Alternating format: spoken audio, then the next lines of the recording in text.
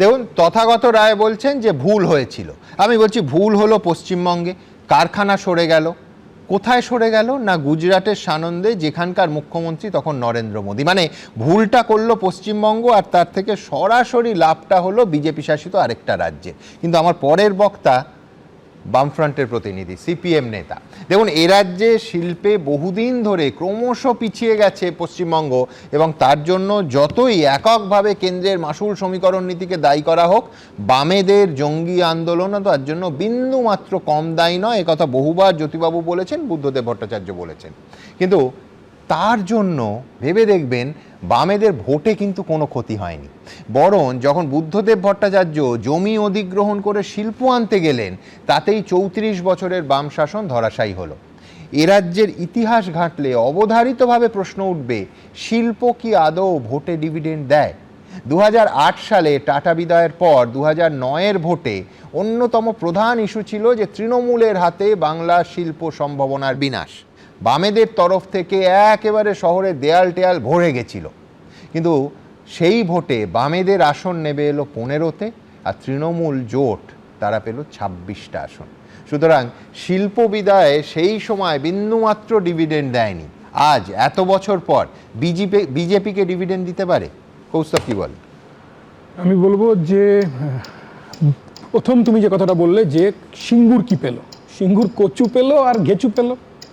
এই তো সিঙ্গুরের তো যাই অবস্থা, সর্ষের বীজ ছড়িয়েছিল ওখানে। 80% হয়ে যাওয়া একটা কারখানাকে রাজ্যের মুখ্যমন্ত্রী বুলডোজার দিয়ে ভাঙলেন, এবং সাহায্য করলো কে? বিজেপি, রাজনাথ সিং। টাটা গেল সানন্দে, দিদি নাচেন আনন্দে। কি আনন্দ! গুজরাটের সানন্দে গেলেন। আচ্ছা, কিয়াদি বলে ফেললেন যে নরেন্দ্র মোদীর ওখানে গেল, তো বোঝা যায় সবটা। সেদিন শুনেছিলাম নন্দীগ্রামের ঘটনা, সেদিন শুনেছিলাম চটি পুলিশ। আজকে শুনলাম কি চটি পুলিশ কি নাকি ঢুকিয়েছিল বুদ্ধদেব ভট্টাচার্য। তারপর 2021 সালে শুনলাম কি বাপ বেটা চটি পুলিশ ঢুকিয়েছিল। তাহলে বাপ বেটা কারা, কোথায় ছিলেন, কাদের সাথে ছিলেন? সিবিআই এর রিপোর্টটা বেরোলে, নেতাই নন্দীগ্রাম সিবিআই রিপোর্টটা ভালো করে দেখুন। অ্যাডমিনিস্ট্রেটিভ ফেলিয়ারও হয়েছিল, সেটাও তো মানতে হবে। আমি বলবো যে আমাদের স্লোগান তো ছিল কটা, যে 77 সালে সরকার হলো কৃষি ভিত্তি, পাট্টা বর্গা, জমির অধিকার, জমিদারতন্ত্রের বিলোপ, কৃষি আমাদের ভিত্তি, শিল্প আমাদের ভবিষ্যৎ। এখন কি হয়েছে? বাংলা কি পেল? কৃষি আমাদের ভিত্তি, ভাইপো আমাদের ভবিষ্যৎ। কি সুন্দর, অসাধারণ, দারুণ দারুণ। আমার তন্ময়দা আবার এখানে বলছিল যে কি ল্যান্ড ব্যাংক হয়েছে, ল্যান্ড ব্যাংক। কি দারুণ দারুণ বড় বড় কথা, মানে ছোটখাটো ব্যাপার নেই। Land bank, multi speciality hospital, super speciality hospital, langcha hub, mihidana hub. মুখ্যমন্ত্রী বলছেন, রাজ্যের মুখ্যমন্ত্রী সুমনদা বলছে, আমি বাচ্চা ছেলেদের বলছি অষ্টমীর দিন বেরোবে, ঘুগনি করে নিয়ে বেরোবে, মাকে বলবে ঘুগনি দিতে, ঠাকুরও দেখবে, ঘুগনিও বিক্রি করবে, ঠাকুরও দেখবে। এই এবিপি আনন্দের স্টুডিওতেই শুনেছিলাম বাংলার অগ্নিকন্যা ঠিক 15 বছরে ঘুগনিকন্যা হয়ে গেলেন। কি দারুণ, কি অসাধারণ! রাজ্যের মুখ্যমন্ত্রী বলছেন ঘুগনি বিক্রি করো, আর দেশের প্রধানমন্ত্রী বলছেন পকোড়া বিক্রি করো।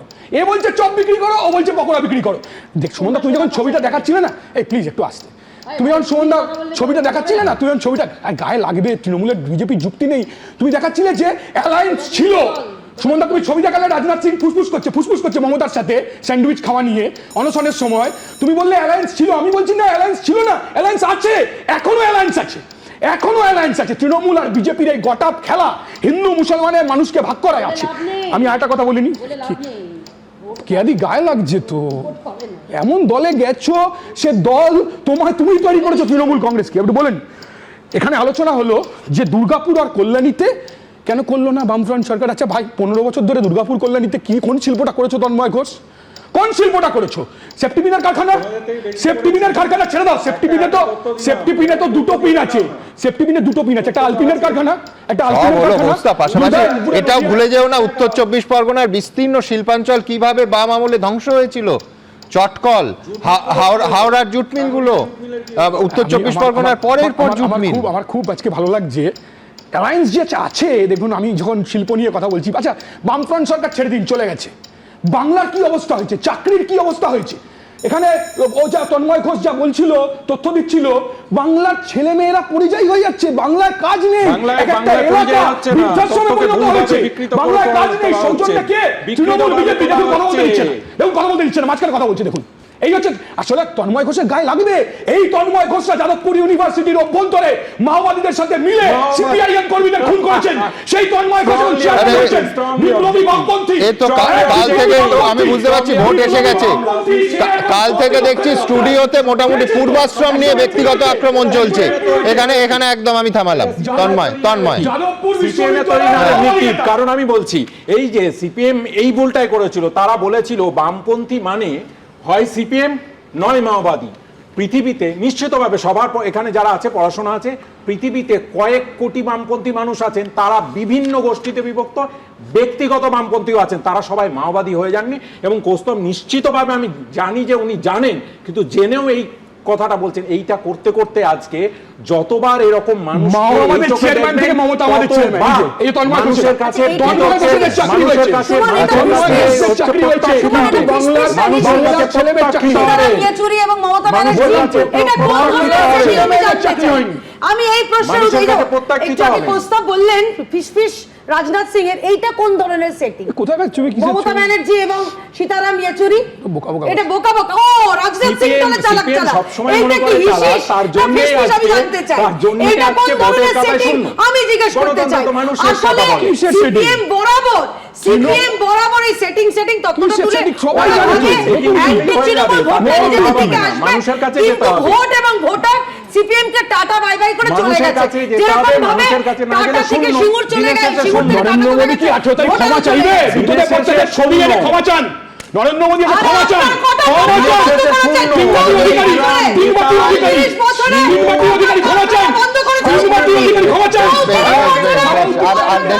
আরো বাড়ার আগে দ্রুত আপনাদের বলবো 18 টাটা বিদায়ের 18 বছর পর 18ই জানুয়ারি নরেন্দ্র মোদী আসছেন এবং প্রজেক্ট এরিয়ার মধ্যে তার মঞ্চ করার কথা ভাবা হচ্ছে। পরের প্রতিবেদন।